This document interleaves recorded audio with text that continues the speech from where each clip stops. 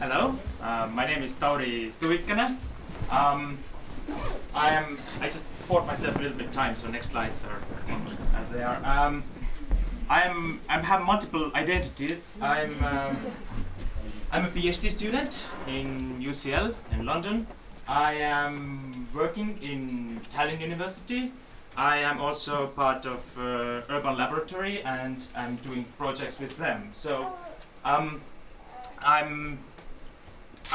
interested in everything urban. I'm partly pure researcher, partly activist. So maybe at the current moment I'm more going to do research than doing activism. So as I started my PhD research, so I need to read a lot, do theory, etc., etc., etc. But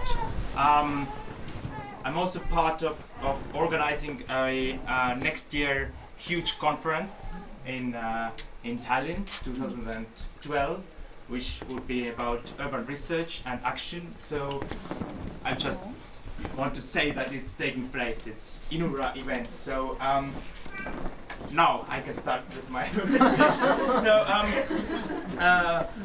I'm doing research. So I'm talking about research. I'm doing research on urban geography. So what I'm interested at is how cities can be, how the cities and people living them can be ordered in a way that it functions.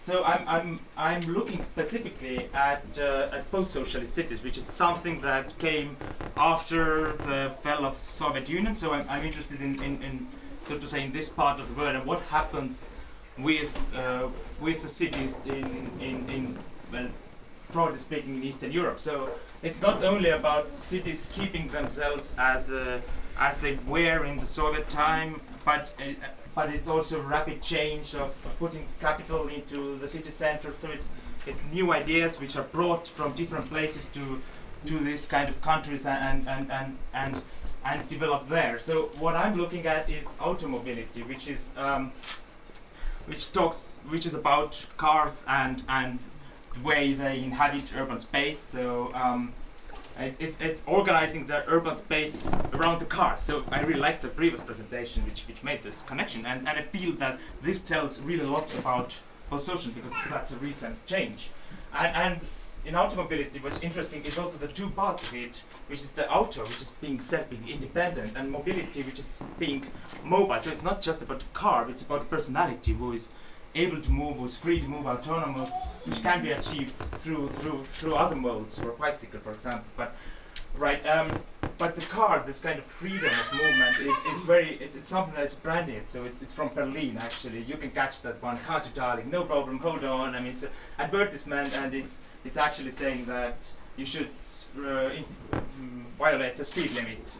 That's what I read out of it. But the car, or the automobility, is not that easy, because you have to park the car somewhere. So it's a picture of a housing estate, and for instance, there's been a lot of snow, and it's actually it's not that free, actually, if you think about of most of the time what the car is doing. Most of the time the car is parked around 24 hours a day.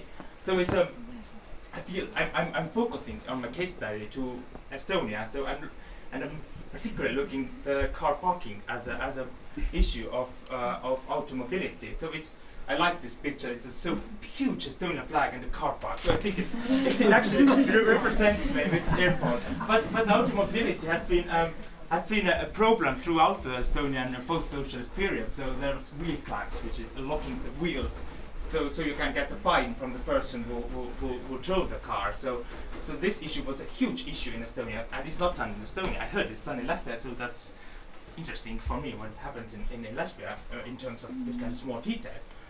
There are this kind of parking lots on private land, which is freedom of entrepreneurs to their business, and not about municipality maybe having their ideas of how many parking places you should have. So it's places that are taken over by cars, car parking. But also the car parking is about protest, about people making their arguments around car parking lots. So an issue what I'm looking at, people arguing that it's if city changes some policies, they have some problems with car parking. So the car parking is actually a very social issue. So okay, yeah. I have to finish here. Thank you.